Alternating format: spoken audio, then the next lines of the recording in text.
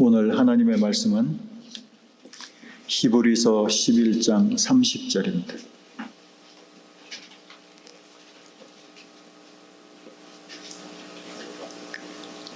(11장 30절) 같이 읽겠습니다. 시작. 믿음으로 7일 동안 여리고를 도니 성이 무너졌으며.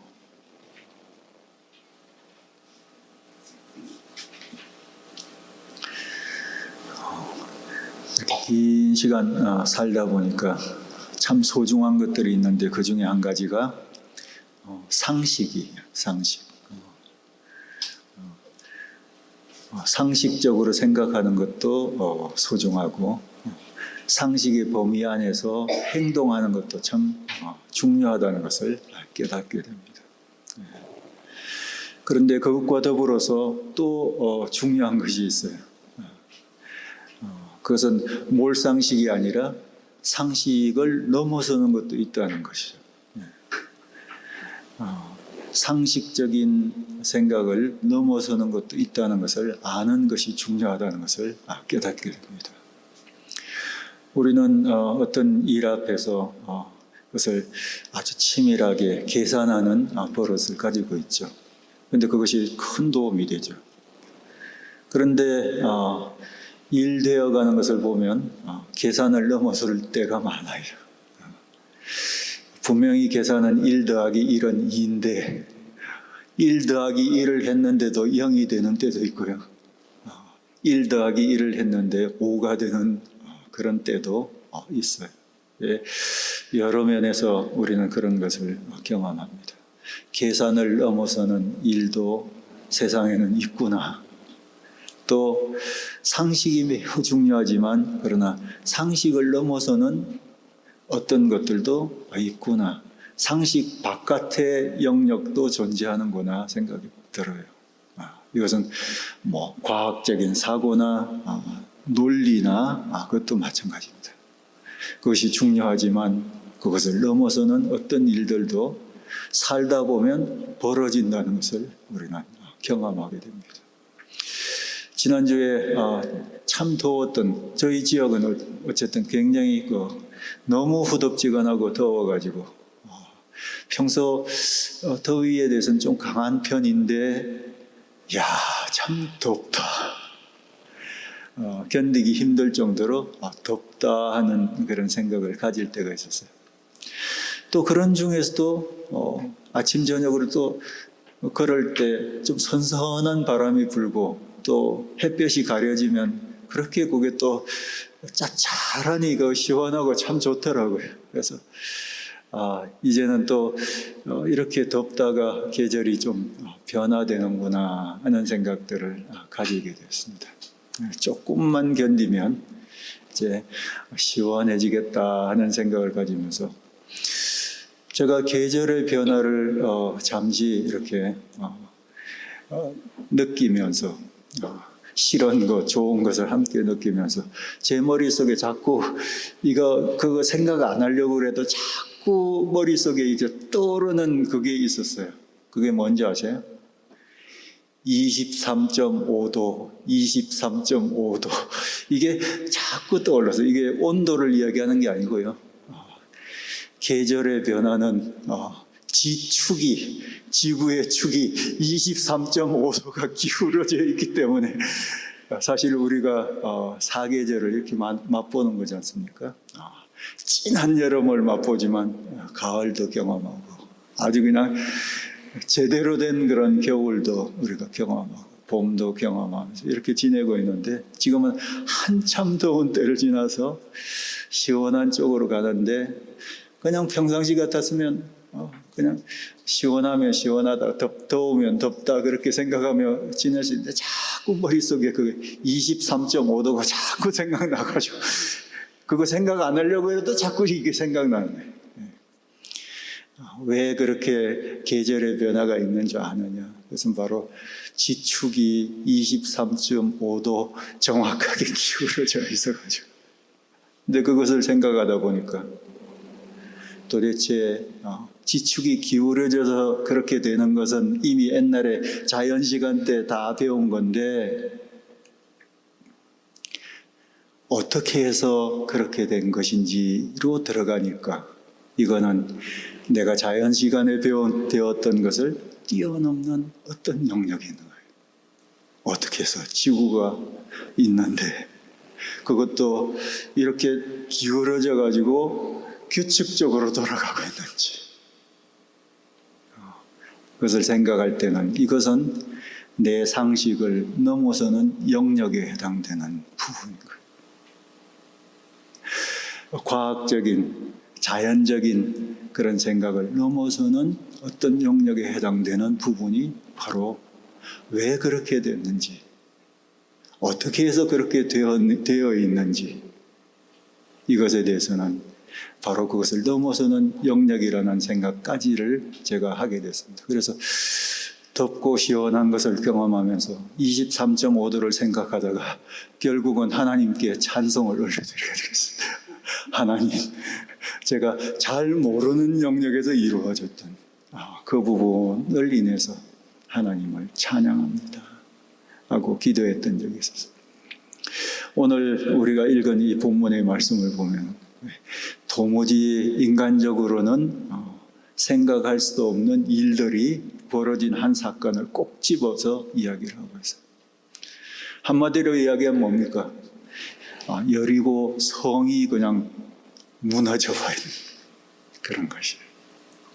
부실공사 때문에 무너진 게 아니라 그냥 무너져버린 거예요. 든든했던 성이 무너진 바로 이 사건이에요. 이 사건은 인간의 상식을 뛰어넘는 일이에요.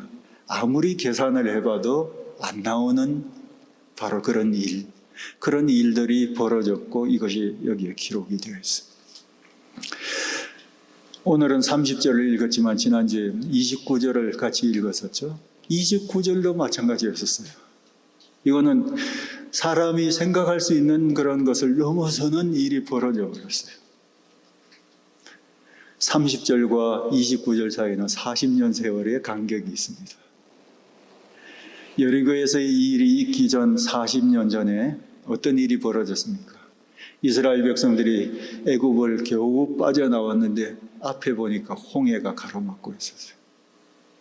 그때 하나님이 행하신 일이 뭐냐면 물을 가르는 것이었습니다. 그리고 땅을 길 삼아 이스라엘 백성들이 그곳을 지나가서 그 지역을 빠져나가는 것이었어요. 이런 일이 그때 벌어졌어요. 그것에 대해서 히브리서 기자는 한마디로 믿음으로 그렇게 되었다고 이야기하세요. 그것을 지난주에 우리가 같이 한번 살펴봤습니다. 오늘은 40년 후에 벌어진 일이에요. 광야에서 40년의 시간들을 보내고 난 다음에 이스라엘 백성들은 이제 요단강을 건너서 드디어 목표로 했던 가나안 땅으로 들어오기 시작했습니다. 그런데 그들 앞에 가로막혀 있는 또 장벽이 있었어요. 그것이 뭐냐면 여리고라는 성이었었어요. 이 여리고를 지나야지만 이스라엘 백성들은 이 가나안 땅을 차지할 수가 있었어요. 점령할 수가 있었는데 바로 앞에 견고한 여리고성이 가로막고 있는 거예요. 그때 당시는 모세가 지도자였고 처음 애굽에서 빠져나왔던 세대가 홍해를 맞닥뜨렸다면 지금은 광야에서 40년 지내는 동안에 처음 나왔던 1세대들은 다 광야에서 죽고 여호수아 갈렙만 남겨두고 2세대의 사람들이 바로 여리고 성 앞에 서 있게 되는 거예요. 지도자는 여호수아로 이미 바뀌어져 있었어요. 이 여리고성 앞에서 이스라엘 백성들에게 어떤 일이 벌어진 것입니까? 여리고성이 무너져 버린 것이에요. 어떻게 해서 이런 일들이 벌어졌는지는 여호수아서를 보면은 상세하게 묘사되어 있습니다. 하나님이 여호수아에게 얘기해 줬어요. 어떤 일이 있을 것이다. 그렇기 때문에 어떻게 하라고 이야기했었어요. 이것을 여호수아는 이스라엘 백성들에게 그대로 전달했고 이스라엘 백성들은 그대로 했어요. 그 내용이 무엇이었습니까? 전투를 행해야 하는, 전투를 통해서 점령해야 되는 이스라엘 백성들에게서는 상상도 할 수 없는 지시였었습니다. 그게 뭐였습니까? 이스라엘 백성들이 6일 동안 매일 아침에 한 번씩 행진을 하는 것이에요. 이 여리고성 주변을 행진하는 것이에요. 대열을 맞춰서 무장한 이스라엘 백성들이 제일 먼저 앞서고 7명의 제사장들이 그 뒤에 있고 그 7명의 제사장들은 다 양의 뿔로 만든 나팔을 들고 그것을 불면서 바로 그 뒤에는 여호와의 언약궤를 모시고 또 그 뒤에는 무장하는 일반 백성들이 따라 이렇게 해서 여리고성을 한번 돌고 돌아오는 거예요. 도는 동안 제사장들은 나팔을 부르십니다. 그러나 이스라엘 백성들은 침묵해야 돼서 아무 얘기하지 않고 조용히 그 여리고성을 돌도록 되어 있어요. 한 번 돌고 그 다음 날 아침 일찍 또 한 번 돌고 똑같이 6일 동안 돌고 7번째 날은 7번을 돌도록 되어 있어요. 7번을 쭉 도는데 6번을 돌고 난 다음에 마지막 7번째 돌 때 제사장들이 그때 길게 나팔을 불면 일제히 이스라엘 백성들은 고함을 지르게 되어 있어요. 와! 하고 고함을 지르거든요. 그러면 성벽이 무너질 것이라고 해서 이스라엘 백성들은 그대로 6일을 돌고 7일째 7바퀴를 돌면서 제 7번째 그 돌면서 하나님이 지시하신 대로 고함을 질렀어요.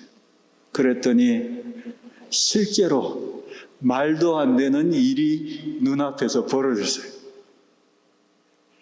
그 중에 많은 사람들은 아마 긴가민가 했을 것 같아요.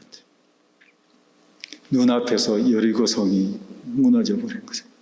아마 굉장히 큰 돌벽으로 되어 있는 그런 벽이었을 텐데 그냥은 도저히 허물 수 없는 포탄도 없는 지대에 도저히 허물 수 없는 그런 성벽이 그냥 그대로 무너져 버렸어요. 온 성벽이 다 무너져 버려요.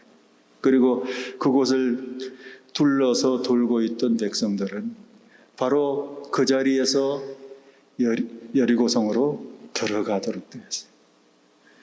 그리고 그 성을 점령해 버린 것이었습니다. 이것이 이스라엘 백성들이 가나안 땅에 들어가서 첫 번째로 치루었던 전쟁이었었어요. 전투였었습니다. 어떻게 보면 굉장히 이상한 전투였어요. 이상한 전투. 그러나 실제로 이렇게 해서 그들은 여리고성을 점령할 수가 있었어요. 그런데 이 사건을 두고 히브리서 기자는 믿음으로 7일 동안 여리고를 도니 성이 무너졌다고 얘기했어요. 실제로는 하나님이 다 하신 것인데 이스라엘 백성들이 믿음으로 도니까 성이 무너졌다고 얘기했어요. 1차적으로는 여호수아의 믿음이었고 여호수아를 통해서 하나님의 지시를 그대로 순종한 이스라엘 백성들의 믿음이었어요. 어떤 면에서 이것이 믿음이었겠습니까? 하나님이 하라고 그러신 것을 했다는 면에서 이것이 믿음이었어요. 때때로 하나님이 하라고 그러시는 일인데 내 상식 바깥의 일을 하나님이 하라고 그러실 때가 있어요. 계산으로는 도무지 안 나오는 일을 하나님이 계획하시고 알려주실 때가 있어요. 인간적으로 볼 때는 말이 안 되는, 말도 안 되는 일을 하나님이 행하시려고 하실 때가 있어요. 그런데 그 말이 안 되는 것을 받아들여서 그대로 순종했다는 면에서 이것은 여호수아의 믿음이었고 이스라엘 백성들의 믿음이었어요. 그 중에 어느 누가, 여호수아를 포함해서 어느 누가 이것을 논리적으로 다 이해할 수 있었겠습니까? 이것을 누가 상식적으로 다 소화할 수가 있었겠습니까? 아무리 똑똑한 사람일지라도, 머리를 잘 굴리는 사람일지라도, 평소 지혜로운 사람일지라도 이것을 어떻게 다 깨달을 수가 있겠습니까? 이것은 자신들이 생각할 수 있는 것을 뛰어넘는 그 바깥쪽의 일이었어요. 그렇지만 그것을 받아들이고 그냥 시키는 대로 조용히 걸었을 뿐이에요. 그리고 마지막에 과음을 질렀을 뿐입니다. 그런데 실제로 놀라운 일들이 그곳에서 벌어진 것이, 여러분, 때때로 이런 일이 벌어집니다. 때때로 이런 일이 벌어져요. 우리의 계산과 상식과 때때로는 논리와 매우 자연스러운 것을 넘어서는 어떤 일들도 실제로 존재하고 있고 실제로 우리에게 벌어지기도 해요. 여러분, 그것을 믿으십니까? 여기서도 일어났던 것처럼 아마 여러분도 그것을 경험하셨을 수도 있을 것 같아요. 근데 여기서 궁금해지는 건 그거예요. 하나님이 왜 이런 방식을 통해서 여리고성을 함락시키셨을까? 왜? 잘 몰라요. 왜 그랬는지 우리가 어떻게 합니까? 왜 그랬는지 잘 몰라요. 하나님이 왜 이런 방식을 택하셨는지 다 잘 이해할 수가 없어요. 방식 자체도 우리가 사실 이해할 수 없는 것입니다. 그러나 하나님이 그렇게 행하셨어요. 근데 중요한 것은 하나님이 그냥 혼자서도 하실 수 있잖아요. 어느 날 눈 뜨고 봤더니 갑자기 여리고성이 그냥 다 무너져 버려 있었다. 하나님 그렇게 해서 하실 수 있잖아요. 근데 6일 동안 돌라고 그러시는 것은 도대체 무슨 의미고, 7째 날에 7번이나 돌라고 그러시는 건 뭐고, 7번째 돌 때 과음 지르라는 것은 또 뭐였습니까? 도대체 이게 여리고성이 무너지는 거랑 무슨 상관이 있습니까? 계산적으로는 전혀 상관이 없고 화학적으로도 상관없고 물리학적으로도 상관이 없는 그런 것이죠. 그러나 우리 하나님은 그런 것을 설정하셔서 그렇게 하도록 하셨어요. 그냥 짐작컨대 그 이유를 정확하게 알지 못하지만 바로 하나님은 일하실 때 하나님이 다 하시는 중에서도 우리의 믿음을 사용하셔서 일하기를 기뻐하신다는 것을 알 수가 있어요. 거기에 우리의 믿음이 더해져서 그 믿음을 통해서 하나님 일하시기를 기뻐하신다는 거예요. 사실상 성벽이 무너지는 것과 도는 것은 아무런 상관이 없고 성벽 무너지는 데 어떤 도움이 되는 것은 아니지만,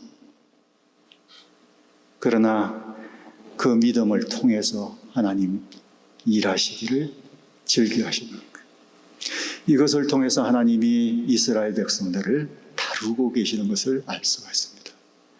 그리고 굉장히 중요한 것을 가르치고 계시는 것을 알 수 있습니다. 무엇이었겠습니까? 그것은 바로 앞으로 계속해서 벌어질 전투들이 있어요. 가나안 땅을 정복하려면 굉장히 많은 전투를 치러야 돼요. 그리고 굉장히 다양한 상황을 만나게 돼요. 그런 상황을 만날 때마다 똑같은 방식으로 성을 도니까 무너지는 그것을 가르치려고 하시는 것이 아니라 뭘 가르쳐 주시고 싶어 하셨던 것 같습니까? 이 전투는 하나님께 속해 있는 것을 뼛속까지 스며들도록 가르쳐 주고 싶어 하셨던 거예요. 전쟁은 하나님께 속해 있는 거예요. 전쟁의 승리는 오로지 하나님께만 속해 있는 거예요. 전쟁을 치르는 사람, 군인, 그들의 훈련, 그들이 갖고 있는 전력, 무기, 시기, 모든 것이 전투에 매우 중요하지만 그러나 궁극적으로 전투의 승리는 하나님께 달려있는 것을 가르쳐 주시고, 그들이 전투를 치르면서 여루구에서 전투하는 이 전투를 치르면서 조금이라도 전략을 더 다듬어 주시고 좀 더 군인으로서 그들이 더 조직적으로 움직일 수 있도록 이렇게 훈련을 시켜주시고 이렇게 무기를 준비시키시고 이렇게 하시는 것도 중요하죠. 그렇게 해서 전투 잘 치르는 민족이 되도록 하는 것도 중요하지만 그것에 앞서서 더 중요한 것은, 그것보다 더 중요한 것은 바로 하나님이시다. 하나님이 시키시는 대로 순종하면 전투에 승리하고 순종하지 않으면 전투에 실패하는 것을 그들에게 가르쳐 주신 거예요. 그것을 위해서 사용됐던 한 방법이 바로 돌게 하는 방식이 아니었을까 짐작해 보는 거예요. 여러분 한번 생각해 보세요. 여러분이 여리고성을 돌면서 어떤 생각을 하게 될까요? 여리고성 가까이를 돌면서 여러 생각이 있었을 거예요. 그 중에 한 가지는 이 성벽이 얼마나 든든한지를 돌면서 깨달을 것 같아요. 멀리서도 견고하게 보였는데 가까이서 보니까 이 성벽이 얼마나 잘 지어진 성벽인지 그것을 그들은 눈으로 목격하면서 걸어갔을 가능성이 있어요. 그렇게 돌면서 언제라도 여리고 성에 있는 사람들이 화살을 날려, 그때 당시 화살이 있었는지 잘 모르겠지만 화살을 날릴 수도 있고 나와가지고 그들을 칠 수도 있는데 긴장감을 가지고 언제 나올지를 생각했을 수도 있을지도. 그들은 얼마나 강한 전투력을 갖고 있는지, 군인들인지 이런 부분에도 무슨 무기를 사용하고 있는지에도 굉장히 궁금해했을 가능성도 있고 그것 때문에 걱정도 많았을 가능성도 있었을 거예요. 돌면서 별 생각을 다 했을 거 아닙니까? 그러나 그렇게 돌면서도 그들이 또 생각한 것은 뭐였겠습니까? 이렇게 하라고 지시하신 하나님은 도대체 어떤 분이신가를 생각했을 것 같아요. 하나님은 왜 이런 지시를 하셨는가 하고 생각을 했을 것 같아요. 과연 하나님이 이렇게 지시하신 것이 맞을 것인가, 그대로 될 것인가도 생각했을지도 몰라요. 그러면서 하나님, 우리가 믿고 따르는 그 하나님이 어떤 분이신지에 대해서 아마 침묵하는 가운데 백성들은 수많은 종류의 생각들을 하는 중에서도 결국 하나님에 대해서 생각을 했었을 것입니다. 우리에게 이것을 지시하신 하나님은 바로 430년 만에 자기 민족을, 자기 아버지 세대의 그 민족을 애굽에서부터 탈출시키신 하나님. 듣자하니 홍해 앞에서 홍해 바다를 가르시고 그것을 건너가게 하셨던 하나님. 40년 동안 광야에서 사는 동안에 굶어 죽지 않도록 공급하신 하나님. 수도 없는 일도 벌어졌는데 그 가운데서 보호해 주셨던 하나님. 엄청난 불순종 중에서도 참고 인내하셨던 그 하나님. 그들을 괴롭히는 민족을 처리해 주셨던 그 하나님. 더더군다나 조금 전에, 이 일이 있기 조금 전에 어떤 일이 벌어졌습니까? 그들은 요단강이 갈라지는 것을 보았고, 요단강을 마치 홍해를 건너듯이 요단강을 건너왔던 이 일도 경험했어요. 이렇게 하신 하나님이 지시하신 거예요. 이렇게 위대하신 하나님이, 크신 하나님이 지시하신 거예요. 그 지혜가 한이 없으신 분이 지시하신 거예요. 그 능력이 한이 없으신 그 하나님이 지시하신 것이에요. 그랬기 때문에 이해가지 않았지만, 말도 되지 않는 것이었지만, 그들은 그래, 하나님이 하신 것이니까, 하나님이 말씀하시는 것이니까 그렇게 될지도 모른다, 그렇게 될 수 있을 것이다 하는 생각을 갖기 시작했을 것 같아요. 6일 동안 침묵하며 걸어가면서 그들 속에는 하나님이 어떤 분이신지를 알기 때문에 그분이 말씀하신 것에 대해서도 그것을 믿음으로 받아들일 수가 있었어요. 여러분, 사람 말도 마찬가지예요. 어떤 사람이 아무리 화려한 그 얘기를 통해서 나에게 얘기를 하더라도 사실 말 자체보다 더 중요한 것은 결국 뭡니까? 때때로는 이런 보이스피싱 같은 건 조심하셔야 돼요. 똑똑한 사람도 그거 걸려 넘어지더라고요. 똑똑한 사람도 하여튼 어떻게 사람의 심리를 그렇게 잘 활용해가지고 나에 대해서 잘 알아가지고 얘기하는지 걸려 넘어지면 늘 조심해야 돼요. 그러나 말 자체보다 더 중요한 것은 역시 말하는 사람이죠. 말하는 사람이 어떤 사람이냐에 따라서 그 말을 우리가 믿느냐 안 믿느냐 하게 되는 거죠. 말 떠듬거리면서 잘 못하더라도 그 사람 때문에 우리는 그 말을 곧이곧대로 잘 믿을 수가 있는 거예요. 하나님이 어떤 분이신지를 알면 하나님이 하신 말씀이 뭐든지 상관없이 그것을 받아들이게 되고, 그뿐만 아니라 그것에 대해서 순종하게 되는 것이죠.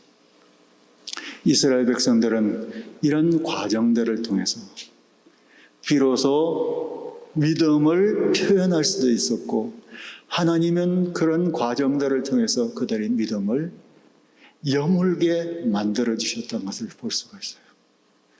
그리고 확고하게 그들의 눈앞에서 이것이 하나님 말씀하신 대로 되는 것을 경험하는 것을 통해서 그들의 세포 속에, 그들의 DNA 속에 전쟁은 하나님께 속해 있다는 사실을 깨달았어야 될 거죠. 계속되는 긴 시간의 정복 전쟁 속에서 다양한 상황과 다양한 적들을 그들이 맞이하면서 언제나 이것은 그들 속에 중요한 전쟁의 원리 그리고 지침이 되었을 것입니다. 그랬기 때문에 상식을 넘어서는 이 한 사건은 이스라엘 백성들에게 중요했던 것이에요.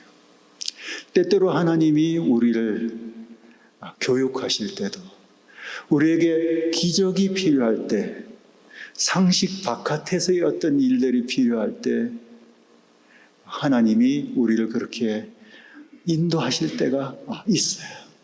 여러분 가운데서도 기적이 벌어지는 것을 믿으시기를 바랍니다. 필요하시면 하나님 기적도 일으키실 수 있죠. 다 내 생각대로 일 안 되고 그것을 뛰어넘는 일도 많이 벌어져요. 그런데 하나님은 자주 그런 일들을 우리를 교훈하는 교육의 도구로 사용하실 때가 많이 있어요. 이스라엘 백성들처럼 그렇게 도는 시간을 우리에게 허락하실 때도 있어요. 요구하실 때도 있어요. 때때로는 너무 큰 어려움들이 있는 동안에 그것을 끌어안고 고민하고 힘들어하는 지겹고도 굉장히 어려운 시간을 보내는 그런 과정 속에서, 그 과정 속에서 이런 생각 저런 생각 내 감정은 엎치락 집치락 하는 그런 어떤 과정 속에서 하나님이 우리에게 순종을 요구하시고 순종으로 반응하면서 그 과정을 갈 때 하나님은 그것을 통해서 우리의 믿음을 여물게 만들어 주시는 것을 볼 수 있어요. 때때는 어떤 것을 기다리면서 그것이 일주일이 될 수도 있고 어떤 때는 1년이 되고 수년이 될 수 있는 그런 어떤 것을 기다리는 기간 동안에 많은 생각들이 있는 중에서도 하나님이 그 가운데서 원하시는 것이 무엇인지를 분별해내고 하루하루 하나님 앞에 순종하고 하나님이 결국 일하실 것을 믿으면서 하나님이 내가 기대하는 것보다 그것을 뛰어넘는 방식으로 일하실 것도 믿으면서 때때로는 기적을 놓고 기적이 일어나도록 하나님 앞에 기도도 해가면서 그 기간을 보내는 동안에 하나님께서 우리의 믿음을 여물게 만들어주시는 것을 경험하셨을 거예요. 여러분들에게도 이런 일들이 있기를 바랍니다. 그리고 그런 일이 있을 때 하나님께서 주시는 중요한 교훈들을 받으시기 바랍니다. 신약 성경에 예수 그리스도를 통해서 일어났던 많은 기적들이 그것이었어요. 기적을 위한 기적이라기보다는 그 기적 속에는 많은 메시지들이 담겨 있는 것을 볼 수가 있어요. 그 중에 한 예를 들면 그것이 바로 오병이어의 기적이에요. 여러분 오병이어의 기적을 다 잘 알고 계시죠? 물고기 2마리와 보리떡 5개를 가지고 그것을 띄어서 제자들에게 줬는데 그것을 가지고 사람들에게 나누어 주라고 이야기했는데 남자들만 5,000명인 그 사람들에게 나누어 주는 그것을 가지고 나누어 주는 어떤 시점에 그것이 부풀려졌는데요. 남자만 5,000명을 다 먹이고도 7광주리가 남을 정도로 어떻게 생각하면 말도 안 되는 일이 실제로 벌어지는데 제자들을 여러분 생각해 보세요. 예수님이 띄어서 나눠지는 것을 들고 가는 어떤 시점에 이게 갑자기 부풀어져 가지고 사람들을 먹일 수가 있습니다. 이것은 단순히 배고픈 사람들을 하나님께서 예수 그리스도를 통해서 기적을 통해서 먹이는 놀라운 어떤 사건을 이야기합니다. 능력을 이야기하는 것이지만 그러나 여러분 생각해 보세요. 그 조각을 들고 사람들에게 나누어 줄 때 사람들이 배불리 먹는 모습을 보는 제자들을 생각해 보세요. 그들이 계속 나르는 동안 뭘 생각했을 것 같습니까? 이 말도 안 되는 일이 실제로 자기들의 손에서 이루어져 가고 있는 것을 보는 거예요. 이게 상식을 넘는 일. 계산을 넘는 일, 과학적인 사고와 논리를 뛰어넘는 일이 계속해서 벌어져서 실제로 사람들이 배불리 먹는 것을 보는 거예요. 이것은 굉장히 중요한 사건이었습니다. 왜냐하면 제자들은 이제 예수님 떠나시고 난 다음에 이 세상에 남겨질 사람들이에요. 그들이 살아가는 동안에 늘 경험하게 될 것 중에 하나는 아마 궁핍함일 거예요. 해야 할 일은 많은데 가진 것은 너무나 적어요. 이것은 오늘날 우리도 비슷하게 경험하는 거예요. 할 거는 많은데 가진 것은 적어. 그것이 있을 때마다 제자들은 늘 그 장면을 생각했을 거예요. 뼛속까지 박혀있는 그것. 우리 주님의 손에 의해서 이 작은 것이 얼마나 많은 사람들을 배불리 먹일 수 있었던가 하는 이 사건을 생각했을 거예요. 비록 작은 것이라 할지라도 주님의 손에서는 큰 것이 될 수 있다는 이 사실을, 우리가 가지고 있는 작은 것이 그것이 무엇이든지 간에 큰 것으로 사용될 수 있다는 바로 그런 교훈을 배우는 거죠. 궁핍한 중에 있는 작은 것이, 내가 가지고 있는 작은 어떤 것들이, 그것이 시간이든 돈이든 무슨 재능이든 아니면 무슨 일을 하는 것이든지 아니면 다른 사람을 섬기는 것이든지 굉장히 미미하고 작은 것일지라도 이것이 주님의 뜻 안에서 주님의 손에 들려졌을 때는 작은 것이 더 이상 작은 것이 아니라 굉장히 큰 것도 될 수 있다는 사실을 깨달으니까 우리는 상식을 넘어서는 일들을 경험하며 살아갈 수 있는 사람이라는 것을 발견하게 됩니다.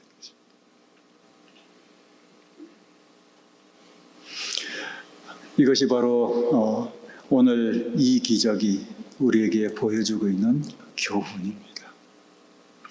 여러분들 가운데서도 주님이 때때로 여러분을 시키시는 것이 생각할 수도 없는 그런 것일 수도 있어요.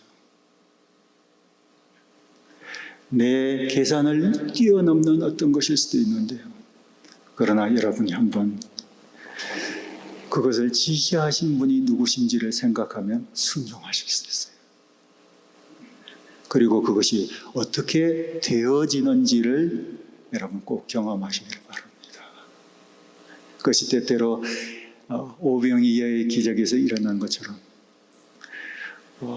이 작은 것을 가지고 도대체 뭘 하시려고 그러시나 할 정도의 그것을 우리 주님이 요구하실 수도 있어요. 그러나 순종해서 주님의 손에 올려드렸을 때 상상할 수도 없는 일들이 벌어지는 것을 여러분이 경험하실 수 있어요. 이런 것이 여러분의 기도가 되시고 여러분의 삶이 되시고 경험이 되시기를 주님의 이름으로 축복합니다. 같이 기도하겠습니다. 이 말씀을 생각하시면서 이스라엘 백성들이 경험한 놀라운 기적이었어요. 그러나 이 안에 굉장히 중요한 교훈이 담겨 있어요. 그리고 이스라엘 백성들의 믿음이 여기에 사용되었다는 것을 발견할 수 있어요. 이것은 똑같은 모양은 아니지만 오늘날 우리들에게도 그대로 일어날 수 있는 일들이에요. 주님이 뭘 이야기하시든지 순종하시기를 바랍니다. 때때로는 상식을 넘는 것을, 계산을 넘는 것을 주님이 요구하실 때도 순종하시기를 바랍니다. 순종하셨을 때 그것이 어떻게 되어지는지를 여러분 경험하시기를 바랍니다. 혹시 여러분 하나님이 여러분에게 요구하시는 것이 있는데도 순종하지 못하고 있는 부분이 있다면 그것을 주님 앞에 순종하는 결단으로 드리시기를 바랍니다. 또 하나님 앞에 우리가 기도할 때 상식적인 것을 가지고도 기도하실 수 있지만 때때로는 그것을 넘는 어떤 것을 가지고도 하나님 앞에 기도하실 수 있어요. 하나님이 그렇게 하실 수 있습니다. 잠시 기도하는 시간을 같이 갖도록 하겠습니다.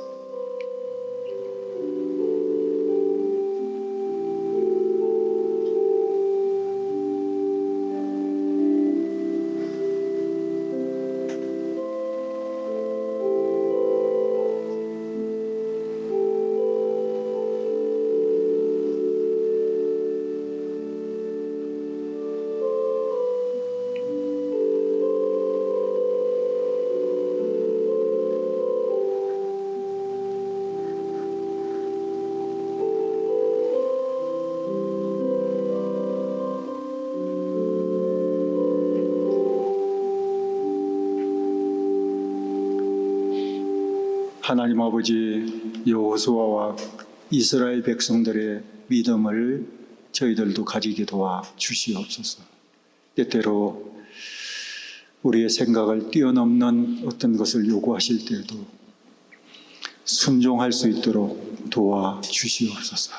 그래서 우리의 생각과 이 자연적인 것을 뛰어넘는 놀라운 일들도 경험할 수 있도록 도와 주시옵소서. 살아계신 예수 그리스도의 이름으로 기도합니다. 아멘.